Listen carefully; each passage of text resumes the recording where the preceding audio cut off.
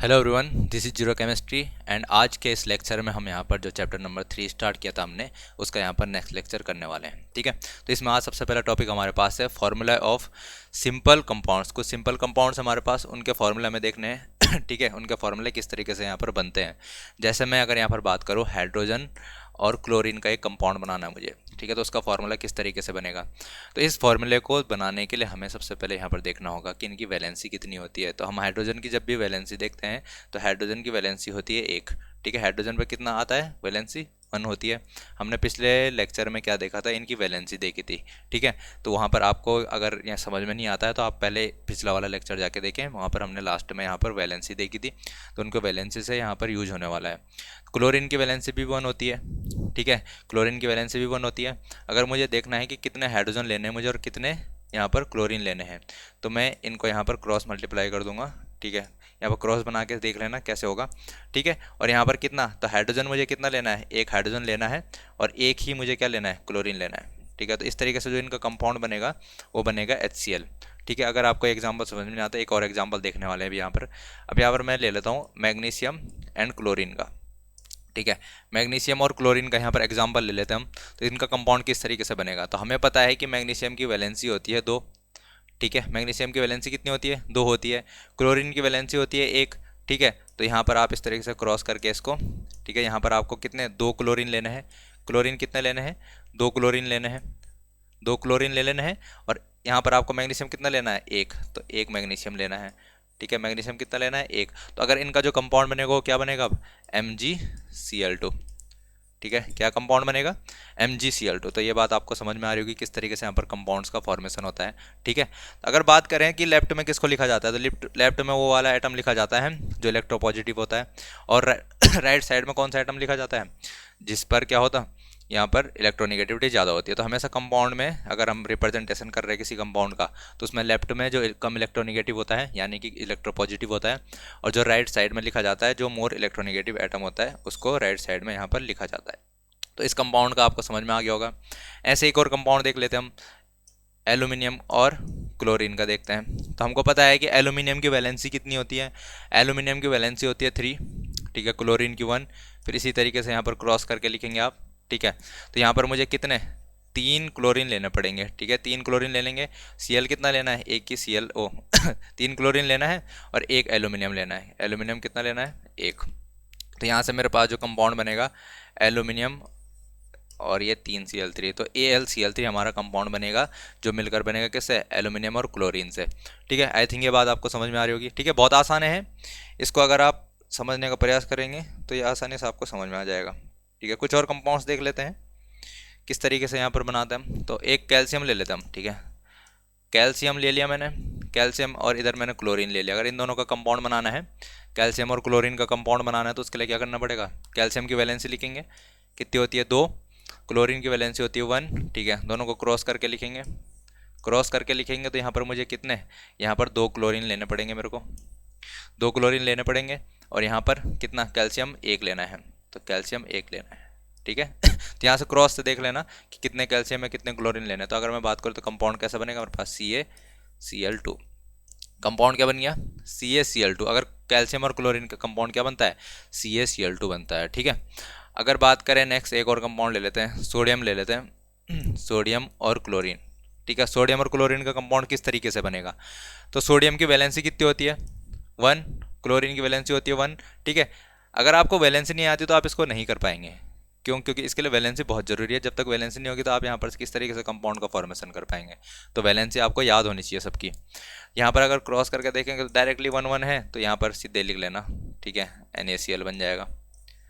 ठीक है, याद रखना इलेक्ट्रोपॉजिटिव वाले को लेफ्ट साइड में लिखते हैं और इलेक्ट्रोनिगेटिव वाले को राइट साइड में लिखते हैं। तो इस तरीके से कंपाउंड जो बनता है उसका फॉर्मेशन यहाँ पर होता है।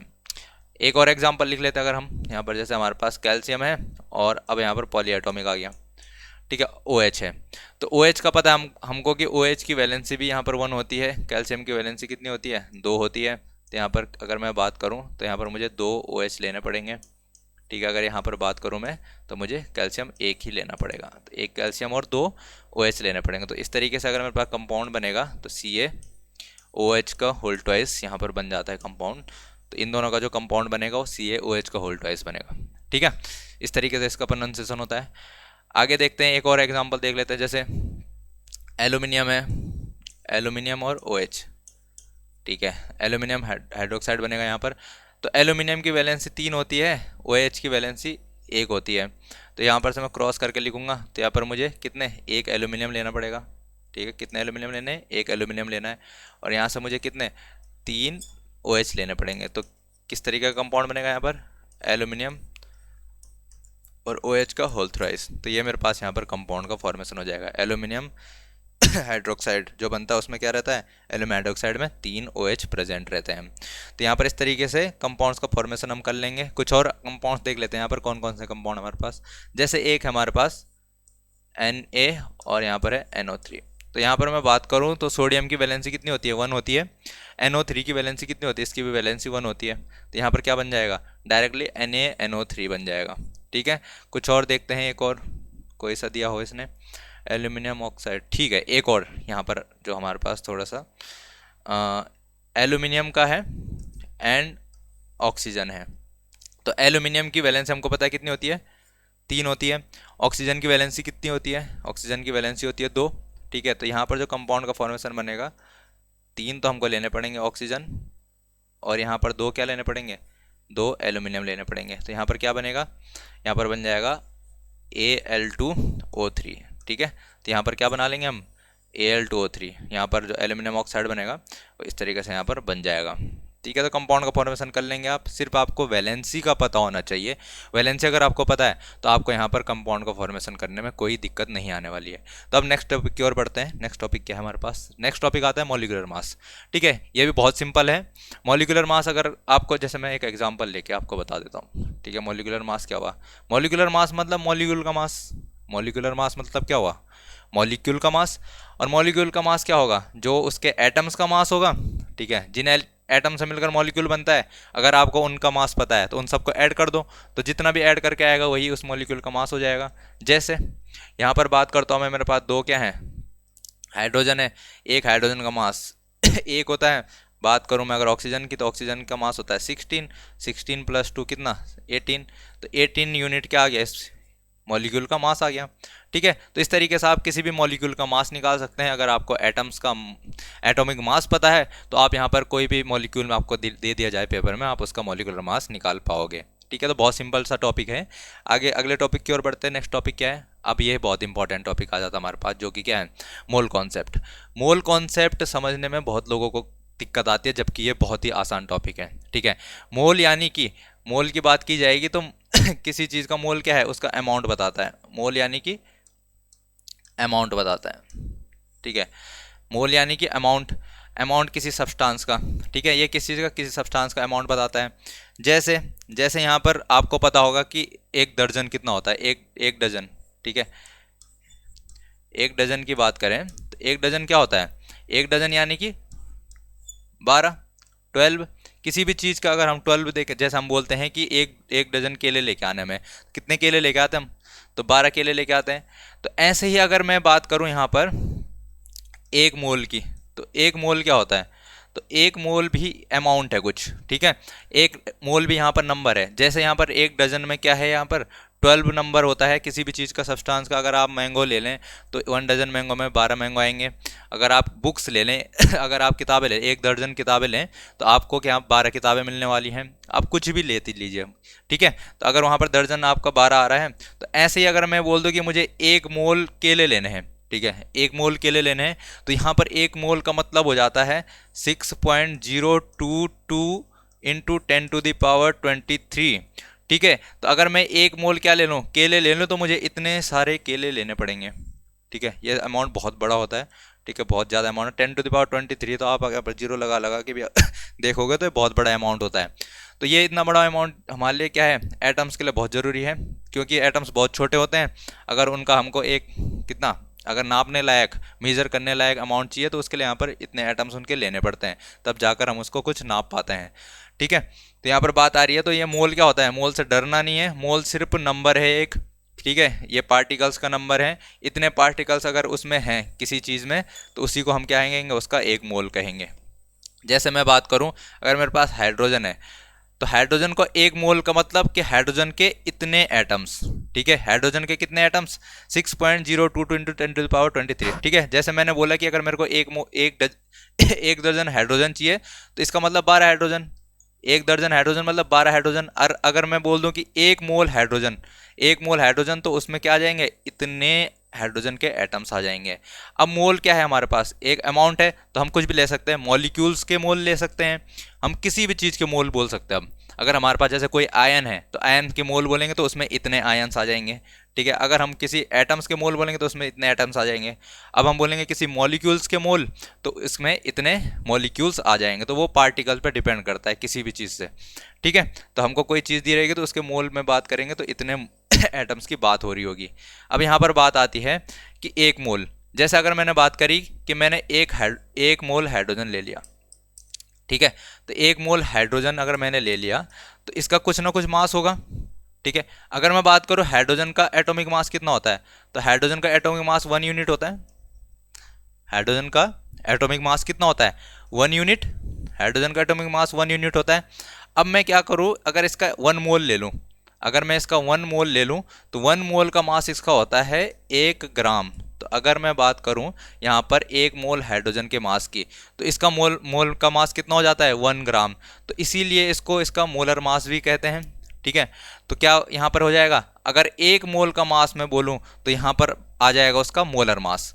तो 1 मोल कोई भी सब्सटेंस है, अगर उसका मास हम देखें तो उसका मास को हम क्या कहते हैं, उसको कहते हैं उसका मोलर मास। तो मोलर मास क्या होता है, किसी सब्सटेंस के 1 मोल का जितना मास होता है उसी को उसका मोलर मास कहते हैं। और ये ग्राम में होता है क्योंकि, तो इसीलिए ग्राम एटॉमिक मास भी इसको कहते हैं, ठीक है। तो अगर 2 चीज़ें आ गई अब हमारे पास, ठीक है, एक तो आ गया मोलर मास, ठीक है, मोलर मास हो गया, उसी को और क्या कहते हैं हम, gram atomic mass. Gram atomic mass भी मोलर मास को ही कहा जाता है। तो कहीं अब डरना नहीं है बिल्कुल, कहीं पर अगर ग्राम एटॉमिक मास लिखा हुआ दिख जाए तो घबराना नहीं है बिल्कुल भी, ठीक है। मोलर मास और ग्राम एटॉमिक मास एक ही चीज़ हुई, ठीक है। जैसे हमने कहा कि अगर मैं बात करूं एक हाइड्रोजन का एटम है उसका मास 1 यूनिट होता है, और वैसे ही मैं अगर बात करूं 1 मोल हाइड्रोजन एटम, ठीक है, 1 मोल हाइड्रोजन एटम है तो उनका मास कितना हो जाएगा 1 ग्राम। बात समझ में आ गई। तो 1 ग्राम क्या है, ये हाइड्रोजन का मोलर मास है, और इसी को क्या कहा जाता है, यहाँ पर ग्राम एटॉमिक मास भी कहा जाता है। ऐसे में अगर बात करो हाइड्रोजन के बाद यहाँ पर क्या आता है, चलो कार्बन ले लेते हैं। तो कार्बन का हमें पता है कितना होता है, इसका 12 यूनिट होता है, ठीक है। ये एटॉमिक मास कितना होता है कार्बन का, 12 यूनिट। और अगर मैं 1 मोल कार्बन ले लेता हूँ, 1 मोल कार्बन ले लेता हूँ तो उसका मास कितना हो जाता है 12 ग्राम, ठीक है। तो 1 मोल अगर मैंने कार्बन ले लिया तो उसका यहाँ पर मास क्या हो जाता है 12 ग्राम। तो हम क्या बोलेंगे, ये क्या है, ये कार्बन का मोलर मास है। ये कार्बन का क्या है, मोलर मास है, या फिर ये कार्बन का क्या है, ग्राम एटॉमिक मास है, क्योंकि ये ग्राम में आपको देखने को मिल रहा है इसलिए इसको क्या कहा जाता है, इसका ग्राम एटॉमिक मास है, ठीक है। तो इस तरीके से आपको समझ में आ चुका होगा कि मोल्स क्या होते हैं, मोलर मास क्या होता है, और यहाँ पर ग्राम एटॉमिक मास क्या होता है, ठीक है। आई थिंक ये चीज़ आपको समझ में आ चुकी होगी। आगे बढ़ते हैं इसमें। अब किसी चीज़ के मोल्स कैसे कैलकुलेट किए जाएं, ठीक है, किसी के अगर हमको मोल कैलकुलेट करने हैं तो वो कैसे किए जाएंगे। जैसे मुझे बताना है कि यहाँ पर मेरे पास 18 ग्राम H2O है, और मुझे इसमें बताना है कि कितने मोल्स H2O प्रेजेंट है। 18 ग्राम वाटर में कितने मोल ऑफ वाटर प्रेजेंट हैं। तो यहाँ पर मुझे क्या लिखना पड़ेगा, तो नंबर ऑफ मोल्स जो फॉर्मूला होता है, यहाँ पर फॉर्मूला याद रखना, नंबर ऑफ मोल्स, ठीक है, मोलों की संख्या कितनी होती है, ठीक है, वो निकलता हमारा यहाँ पर given mass upon molar mass, ठीक है, given mass upon molar mass, ठीक है। अब यहां पर देखो मैं बात करूं इसकी H2O की, तो H2O का मोलर मास क्या होगा, देखो गिवन मास तो क्या है हमारे पास, गिवन मास तो हमारे पास यहाँ पर 18 ग्राम दे रखा उसने, कितना है 18 ग्राम, गिवन मास कितना है 18 ग्राम दिया हुआ उसने। और मैं बात करूं H2O का मोलर मास, तो इसका 1 मोल का मास कितना होगा, ठीक है। यहाँ पर पहले H2O का मास कितना होता है, H2O का मास हमें पता है कि 2 + 16 तो ये 18 होता है, 18 यूनिट। और हमने देखा था कि ये तो एटॉमिक मास है, लेकिन मोलर मास की जब बात कर देते हैं तो इसको किस में कर देते हैं चेंज, ग्राम में। तो यहाँ पर कितना आ जाएगा हमारे पास 18 ग्राम। तो मोलर मास कितना हो जाएगा, 18 ग्राम मोलर मास है इसका। 18 ग्राम से 18 ग्राम यहाँ पर कट जाएगा, कितना बचेगा हमारे पास 1। ठीक है, तो यहाँ पर मैं मोल निकालूँ तो 18 ग्राम H2O अगर हमारे पास है तो इसका मतलब H2O के 1 मोल हमारे पास है। ठीक है, तो H2O का 1 मोल अगर हमारे पास है तो उसमें कितना, यानी कि 18 ग्राम H2O प्रेजेंट रहेगा। ठीक है, ये बात आपको समझ में आ रही होगी, ऐसा आप इसको कर सकते हैं। ऐसे अगर मैं यहाँ पर बात करूँ ठीक है, तो क्या हो गया हमारे पास, कौन सा फॉर्मूला आ गया, फॉर्मूले को समझते हैं यहाँ पर। तो number of moles equal to क्या हो गया, ये फॉर्मूला आपको याद रखना है, इससे क्वेश्चन बनता है। नंबर ऑफ मोल्स, ये आप कॉपी में लिख लीजिए, number of moles equal to, बहुत इजी क्वेश्चन बनता है इससे, given mass upon molar mass, given mass upon molar mass. ठीक है, नंबर ऑफ मोल्स को स्मॉल n से डिनोट किया जाता है, गिवन मास को स्मॉल m से डिनोट किया जाता है, और जो यहाँ पर मोलर मास है उसको कैपिटल M से डिनोट किया जाता है। तो ये फॉर्मूला आपको याद रखना है, ये हमारे पास एक फॉर्मूला आ जाता है। ठीक है, तो आपको यहाँ पर क्या निकालना, अगर मोल्स निकालने हैं तो मोल्स निकालने के लिए ये वाला फॉर्मूला आपको याद रखना पड़ेगा। यहाँ पर अब मोल्स निकालने के लिए एक और फॉर्मूला होता है, अगर मोल्स हमें निकालना है, ठीक है, तो n बराबर एक और फॉर्मूला होता है, जो कि क्या होता है, number of moles equal to, हमारे पास क्या है, गिवन पार्टिकल्स। अब उसने क्या दिया, यहाँ पर पार्टिकल्स दे दिए। अगर उसने गिवन पार्टिकल्स यानी कि number of given particles, given number of particles कर लेना इसको, given number of particles upon, ठीक है, given number of particles upon क्या, यहाँ पर आवोगाद्रो नंबर।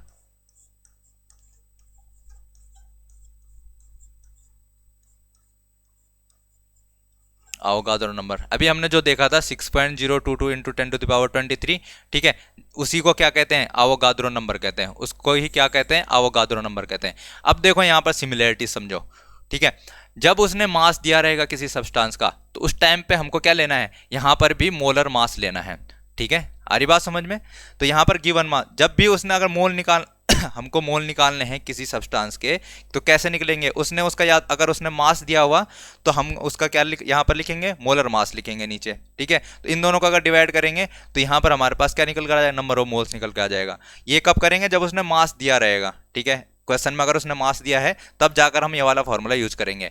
अगर उसने क्या दिया, हमें नंबर ऑफ पार्टिकल्स दिए हैं, किसके, जो उसने सब्सटेंस दे रखा है, जैसे अभी हमारे पास H2O था, वहां पर अगर वो बोल देता है कि इसमें इतने पार्टिकल्स हैं, ठीक है, तो हमें कौन सा फॉर्मूला यूज करना है, तो हमें ये वाला फॉर्मूला यूज करना है।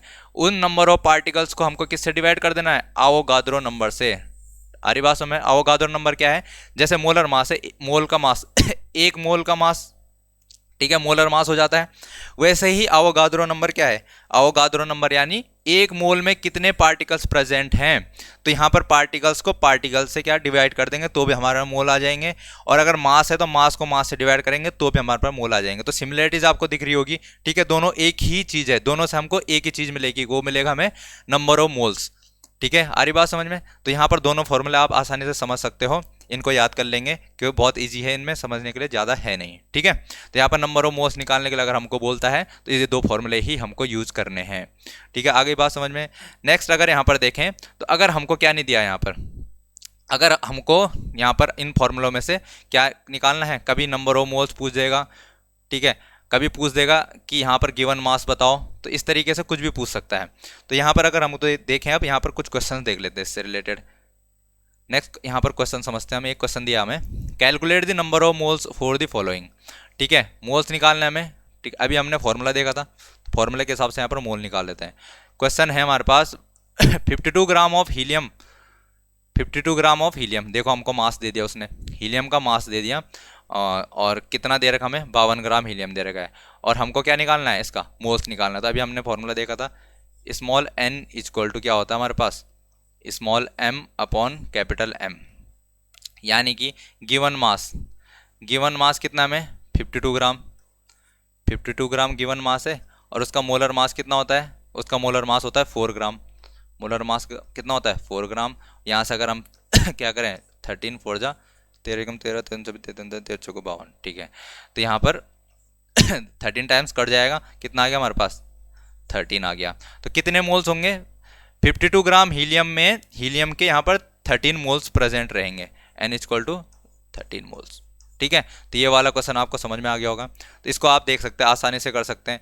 सेकंड वन देखो, यहाँ पर क्या दिया उसने, नंबर ऑफ हीलियम एटम्स, यहाँ पर क्या दे दिया उसने, हीलियम एटम के नंबर्स दे दिया हमें। तो अभी हमने देखा था कि अगर मोल्स निकालने के लिए एक और फॉर्मूला हम यूज कर सकते हैं, पार्टिकल्स ऑफ, क्या है हमारे पास गिवन पार्टिकल्स ऑफ, जो भी हमें दे रखा है यहाँ पर helium, given particles of helium, given particles of helium upon यहाँ पर अवोगाद्रो नंबर, यानी कि एक मोल में कितने पार्टिकल्स होते हैं, एक मोल में जितने पार्टिकल हो उससे डिवाइड कर देंगे जो गिवन पार्टिकल्स रहेंगे हमें। तो यहाँ पर हम क्या कर लेंगे, कितने दे रखे उसने 12.044 इंटू 10⁻23 पार्टिकल्स यहाँ पर दे रखे उसने, और यहाँ पर अवोगाद्रो नंबर कितना होता है 6.022 इंटू 10⁻23, और 10⁻23 से 10⁻23 कट जाएगा यहाँ पर 6 2 जा, ये 2 बार कट जाएगा यहाँ पर। ठीक है, 6 दूनी 12, 22 दूनी 44, तो यहाँ पर कितना आ जाएगा 2 बच जाएगा हमारे पास। तो अगर मैं बात करूँ इतने क्या है, इतने एटम्स अगर हैं, तो इतने एटम्स में क्या रहेगा, यहाँ पर हीलियम के 2 मोल्स होते हैं, तो इन हीलियम के 2 मोल्स में रहेंगे इतने एटम्स। आई बात समझ में। तो इस तरीके से आप इन दोनों चीज़ों को कैलकुलेट कर सकते हैं। अगर मास दिया है तो आप मोल्स निकाल सकते हैं, अगर क्या दिया उसने पार्टिकल्स दिए हैं तो भी आप मोल निकाल सकते हो, और दोनों के फॉर्मूले आपके पास यहाँ पर, इनको याद रखना है। ठीक है, इन फॉर्मूले को आप याद रखेंगे तो आसानी से आपका यहाँ पर आंसर निकल कर आ जाएगा। कई लोगों को इसमें दिक्कत आती है, बट ये बहुत सिंपल सी चीज़ है, आप आसानी से इनको कर सकते हैं। ठीक है, नेक्स्ट बढ़ते हैं आगे, दोनों क्वेश्चन कर लिया ना हमने, आगे बढ़ते हैं। एक और क्वेश्चन हमारे पास है। ठीक है, अब क्या दे दिया उसने यहाँ पर अब की बार उसने यहाँ पर मॉलिक्यूल दे दिया।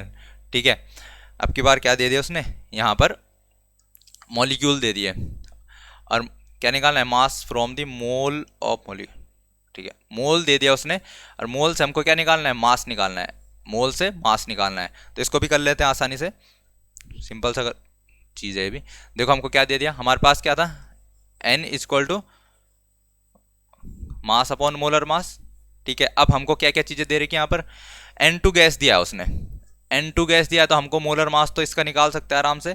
ठीक है, N2 गैस दिया तो इसका मोलर मास तो हम आसानी से निकाल लेंगे। ठीक है, और इसने क्या दिया यहाँ पर, कितने मोल दे रहेगा यहाँ पर, N की वैल्यू भी दे दी, तो ये हमको पता है, ये हमको पता है, और ये हमको निकालना है। तो यहाँ से हम इसका फॉर्मूला बना सकते हैं। तो ये हमारे पास क्या रहेगा, m equal to small n into capital M। ठीक है, तो हमको क्या निकालना है, मास निकालना है ना, तो मास निकल जाएगा हमारा। मास स्मॉल n की वैल्यू दे दी उसने 0.5, मोल्स उसने हमको पहले ही दे दिए कि 0.5 मोल है हमारे पास, और N2 गैस का क्या आ जाएगा हमारे पास, मोलर मास कितना होगा, नाइट्रोजन का कितना होता है 14 2 जा 28, तो 14 2 जा 28, और 28 का क्या है ये 0.5 मतलब आधा, तो 28 का आधा कितना होता है 14, तो n कितना आ गया हमारे पास, m है क्या, रुका n नहीं m। ठीक है, स्मॉल m, तो ये मास आ गया उसका कितना, यहाँ पर आ जाएगा 14 ग्राम। तो 14 ग्राम क्या होगा हमारे पास, ये मास रहेगा। तो मास ही निकालने के लिए बोला था उसने। ठीक है, कि इसमें कितना मास रहेगा, 0.5 N2 गैस का मास कितना रहेगा, यहाँ पर 14 ग्राम रहेगा। ये बात आपको समझ में आ गई होगी। नेक्स्ट क्वेश्चन की तरफ बढ़ते हैं। अब क्या है हमारे पास 0.5 मोल ऑफ नाइट्रोजन एटम्स। अब नाइट्रोजन एटम्स की बात कर दी उसने, तो अभी हमने यहाँ पर फॉर्मूला निकाल लिया है। फॉर्मूले में क्या है, small m equal to small n एवं कैपिटल M। अब उसने क्या दिया है, यहाँ पर n दे दिया उसने, अभी भी वही बोल रहा हूँ 0.5 मोल है, लेकिन अब N2 की जगह क्या बोल दिया उसने, N2 की जगह बोल दिया n, सिर्फ n। तो सिर्फ n का मास कितना होता है 14 ग्राम होता है। ठीक है, 14 ग्राम होता है, तो यहाँ पर 14 का अगर आधा कर दें हम, कितना होता है 14 का आधा 7, तो इसका मास हो जाएगा 7 ग्राम। ठीक है, 0.5 मोल अगर क्या है n के एटम्स प्रेजेंट है हमारे पास, तो उसका मास क्या होगा, यहाँ पर 7 ग्राम होगा। आई थिंक ये बात आपको समझ में आ रही होगी। ठीक है, आगे बढ़ते हैं। थर्ड क्वेश्चन क्या है इसमें, अब क्या दे दिया उसने, यहाँ पर नंबर दे दिया। ठीक है, N2 मॉलिक्यूल्स का नंबर दे दिया, और उसमें बोल रहा हो कि इसका क्या निकालो, अब यहाँ पर मास निकालो। तो मॉलिक्यूल से मास निकालना हमें, तो मॉलिक्यूल से हम मास कैसे निकालेंगे, करें इसको, तो मॉलिक्यूल से मास निकालना हमें। तो हमको पता है n इक्वल टू क्या होता है, n equal to mass upon molar mass. और हमको यहाँ पर क्या दे दिया उसने, नंबर ऑफ मॉलिक्यूल्स दे रखे हैं। तो मॉलिक्यूल्स से यहाँ पर मास निकालना है जब, तो हमको क्या करना पड़ेगा, इस फॉर्मूले से तो हम कुछ कर ही नहीं सकते अभी। तो अगर हम दूसरा फॉर्मूला देखें, n इक्वल टू क्या था हमारे पास, number of molecules upon Avogadro number. ये दूसरा फॉर्मूला हमारे पास। इसमें देखते हैं इसमें क्या होगा। तो मॉलिक्यूल्स हमारे को क्या निकालना है, मास निकालना है। तो मास तो इसमें भी नहीं है, ठीक है, मास इसमें भी नहीं है, मास तो इसी में था, बट यहाँ पर उसने मोल दिए नहीं है हमें। तो क्या करना पड़ेगा, यहाँ देखो लेफ्ट हैंड साइड दोनों में बराबर है, दोनों में लेफ्ट हैंड साइड में क्या है, मोल्स हैं, तो राइट हैंड साइड भी बराबर हो जाएंगे। आ रही बात समझ में क्या करना है, ठीक है। तो लेफ्ट हैंड साइड जब सेम है तो राइट हैंड साइड भी तो सेम होंगे, तो उनको हम इक्वल लिख देते हैं। तो small m upon capital M यानी कि mass upon molar mass equal to हो जाएगा number of particles upon Avogadro number, यानी कि एक मोल में जितने पार्टिकल्स होंगे। तो यहाँ पर अगर बात कर ले अब, तो हमारे पास क्या है, यहाँ पर ये भी हमको पता है, ये भी हमें पता है, ये भी हमें पता है, निकालना क्या है, ये हमें निकालना है। तो इसका फॉर्मूला क्या बन जाएगा, यहाँ पर से small m equal to capital N upon NA, और ये कैपिटल M चला जाएगा यहाँ मल्टीप्लाई में, ठीक है। तो यहाँ से हम कर सकते हैं आसानी से। अब यहाँ पर क्या दिया उसने, 6.022 इंटू 10⁻23, ठीक है। यहाँ पर कैपिटल N है, ये भी कितना होता है 6.022 इंटू 10⁻23, ठीक है। और यहाँ पर कैपिटल M क्या होता है, कैपिटल M क्या हो जाएगा N2 के लिए, तो कैपिटल M हो जाएगा यहाँ पर मोलर मास है ना, तो 14 2 जा 28, तो 28 ही हो जाएगा। अगर मैं बात करूँ यहाँ पर से, इससे ये कैंसिल हो जाएगा, हमारे पास कितना बचेगा 28। तो यहाँ से हमारे को क्या निकल के आ गया, यहाँ पर स्मॉल m इक्वल टू 28। आगे बात समझ में। तो जो इतने पार्टिकल्स होंगे इसके, ठीक है, इतने मॉलिक्यूल्स होंगे, 6.022 into 10⁻23 number of N2 molecules जो होंगे, इसका अगर हम क्या देखें, यहाँ पर मास देखें, तो मास डायरेक्टली हमें क्या मिल जाएगा, यहाँ पर कितना 28 मिल जाएगा। और अगर आप इस तरीके से नहीं भी करते इसको, तो ये आसानी से हो जाता, क्यों, क्योंकि यहाँ पर 6.022 इंटू 10⁻23, तो इसका मतलब ही 1 मोल होता है, इसका मतलब ही क्या होता है 1 मोल। यहाँ से हमको डायरेक्टली पता चल रहा है कि हमको पता है ना कि एक मोल में होते हैं इतने एटम्स या मॉलिक्यूल्स या पार्टिकल्स, ठीक है। तो इतने पार्टिकल जब एक मोल में होते हैं, तो हम डायरेक्टली देख लेते हैं कि एक मोल N2 का मास कितना होता है। तो एक मोल N2 का मास हमें पता है डायरेक्टली कितना होता है, 28 होता है। हमको इतने यहाँ पर ये गुणा भाग करने की जरूरत नहीं पड़ती, डायरेक्टली हम यहाँ से 28 लिख देते हैं, ठीक है। तो ये आपको अगर पेपर में जिस भी तरीके से क्वेश्चन पूछता है, उस तरीके से आपको यहाँ पर सॉल्व करना है, ठीक है। ये क्वेश्चन भी आपको समझ में आ चुका होगा। नेक्स्ट आगे बढ़े, आगे देखते हैं यहाँ पर यहाँ पर क्या दे दिया उसने, 46 ग्राम ऑफ सोडियम एटम्स है, और यहाँ पर क्या निकालना हमको, नंबर ऑफ पार्टिकल निकालना है। नंबर ऑफ पार्टिकल निकालने के लिए हमें पता है अभी कौन सा फॉर्मूला देखा था हमने, तो यहाँ पर एटम से पार्टिकल्स निकालना है हमको, ठीक है। 2 फॉर्मूले देखे थे हमने, n equal to small m upon capital M, याद रख लेना इनको, जितनी बार प्रैक्टिस करोगे उतनी बार याद होता रहेगा। और दूसरा हमने देखा था यहाँ पर n इक्वल टू होता है कैपिटल N यानी कि number of particles upon Avogadro number, यानी कि जो भी हमारे पास एक मोल में यहाँ पर प्रेजेंट रहते हैं। तो यहाँ पर हम दोनों लेफ्ट हैंड साइड तो राइट हैंड साइड बराबर हो जाएगा। तो ये फॉर्मूला याद करने का तरीका बता रहा हूँ आपको। अब कैपिटल N अपॉन Na, अब यहाँ पर सब चीज़ें हमको, अगर जो भी चीज़ें दी होगी हमें, 46 ग्राम ऑफ सोडियम एटम, तो 46 ग्राम ऑफ सोडियम एटम ये दे रखा है, ठीक है। फिर हमको क्या पता है, यहाँ क्या निकालना है हमें, नंबर ऑफ पार्टिकल्स निकालना है। नंबर ऑफ पार्टिकल्स निकालने के लिए मतलब ये निकालना हमको ये कैपिटल N निकालना है हमें। तो हमको ये, तो सोडियम के लिए हमें कैपिटल M पता होगा, यहाँ पर Na पता है, तो 3 चीज़ें पता है। तो यहाँ पर चौथी चीज़ हम आसानी से निकाल लेंगे, नंबर ऑफ पार्टिकल्स हमको निकालना है। तो यहाँ पर फॉर्मूला क्या लिख लोगे,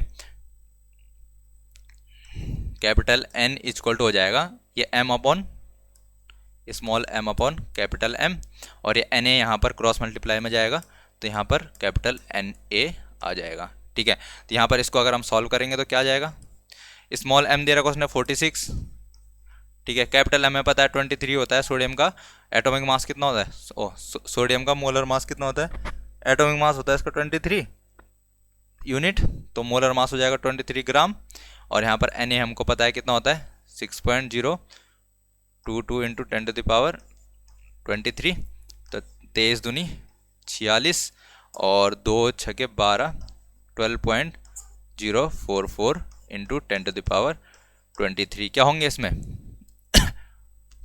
नंबर ऑफ एटम्स होंगे किसमें, यहाँ पर 46 ग्राम ऑफ सोडियम में। ठीक है, 46 ग्राम सोडियम है तो उसमें कितने एटम्स रहेंगे, यहाँ पर इतने एटम्स प्रेजेंट रहेंगे। यहाँ पर पीछे से एटम्स भी लिख लेना। ठीक है, तो यहाँ पर एटम्स निकाल सकते हैं आप आराम से। ठीक है, नेक्स्ट क्वेश्चन हम अगर यहाँ पर देखें, इसको मिटा लेते हैं पहले। बहुत आसान सी चीज़ें हैं, ये बच्चों वाली कैलकुलेशन है इसमें सारी। ठीक है 2 बार कट रहे हैं, 3 बार कट रहे हैं, कुछ नहीं है इसमें, सब सिंपल सी। इसमें अगर फॉर्मूला आता है आपको किस तरीके से फॉर्मूला यूज़ करना है, अगर वो आता है आपको तो आपके लिए यहाँ पर कैलकुलेशन भी आसान हो जाएगी। फिर आता हमारे पास 8 ग्राम क्या है O2 है, इसके मॉलिक्यूल्स, तो यहाँ पर हमको नंबर ऑफ मॉलिक्यूल निकालने हैं मास से, तो वही चीज़ आ गई यार। ठीक है, अब O2, अब यहाँ पर सोडियम था, अब क्या हो गया O2 आ गया, तो क्या हो जाएगा, फॉर्मूला हमारे पास सेम ही रहेगा। ठीक है, कैपिटल N बराबर क्या हो जाएगा हमारे पास, small m upon capital M into Na। तो क्या हो गया, यहाँ पर स्मॉल m उसने 8 दे रखा है, कैपिटल M है पता है कितना होता है, मोलर मास कितना होगा, ऑक्सीजन का 16 तो O2 का 32, O2 का 32 हो जाएगा यहाँ पर इंटू 6.022 इंटू 10⁻23, और यहाँ पर क्या आ जाएगा 8 3 8 24 8 को 32, 4 से कट जाएगा 4 टाइम्स, और यहाँ पर अगर हम इसको डिवाइड करें तो 4 1 जा 4, 2 बचा, 4 5 जा 20, 4 5 20, फिर यहाँ पर कुछ नहीं बचा 0, फिर इस तरीके से यहाँ पर कर लेना है इसको जो भी आएगा। ठीक है, 10⁻23 यहाँ पर कैलकुलेशन कर लेना, आई थिंक इतना ही आएगा लगभग ये आपको यहाँ पर मॉलिक्यूल्स। तो इतने मॉलिक्यूल्स यहाँ पर किसके हो जाएंगे, O2 के। ठीक है, तो ये चीज़ भी आपको समझ में आ रही होगी। फिर यहाँ पर नेक्स्ट देखते हैं, नेक्स्ट क्या आता हमारे पास, अगला क्वेश्चन है यहाँ पर 0.1 मोल ऑफ कार्बन एटम्स। अब मोल से डिपेंड आ गया, इसका मोल पे आ गया, मोल पे डिपेंड कर रहा है। तो मोल वाला फॉर्मूला देख लो यहाँ पर, नंबर फ्रॉम गिवन मोल्स, और क्या निकालना है, एटम्स निकालना है। तो ये वाला फॉर्मूला यूज कर लेंगे, मोल्स दे रखा हमें N equal to capital N upon Na, moles दे रखा हमें, ये हमको पता है, ये निकालना है। तो कैपिटल N इक्वल टू क्या हो जाएगा, small n into Na, moles उसने दे दिया यहाँ पर 0.1। ठीक है, ये दे दिया उसने 6.022 इंटू 10⁻23। तो ये 0.1 से मल्टीप्लाई करेंगे तो 1 10 हटा देंगे यहाँ से, तो ये बच जाएगा हमारे पास 6.022 इंटू 10⁻22। 23 से 1 कम कर लेंगे क्योंकि यहाँ पॉइंट से मल्टीप्लाई हो रहा है, तो यहाँ पर इसका आंसर आ जाएगा इतने एटम्स कार्बन। ठीक है, तो इतना इसका हो जाएगा यहाँ पर। आई थिंक आपको ये चीज़ें समझ में आई होंगी। ये फॉर्मूले याद रख लेना, इससे रिलेटेड जो भी क्वेश्चंस होंगे बहुत आसानी से हो जाएंगे, पेपर में मुश्किल क्वेश्चंस नहीं आने वाले, बात याद रखना। इन्हीं फॉर्मूले से यहाँ पर क्वेश्चन बनेंगे, इनसे ज़्यादा मुश्किल क्वेश्चन बनने वाले हैं नहीं, क्योंकि अभी हम जो इसमें टॉपिक में और क्वेश्चंस आएंगे इनका अभी चैप्टर खत्म होने वाला है। ठीक है, तो आज ये चैप्टर खत्म होता है यहाँ पर, कल से इनसे रिलेटेड जो भी क्वेश्चंस होंगे वो हम यहाँ पर डिस्कस करेंगे। ठीक है, चैप्टर से रिलेटेड जो भी क्वेश्चन बन सकते हैं पेपर में, वो सारे क्वेश्चन हम यहाँ पर डिस्कस करेंगे एक तरफ से। ठीक है, तब तक के लिए आप पढ़ते रहिए, मिलते हैं फिर नेक्स्ट लेक्चर में।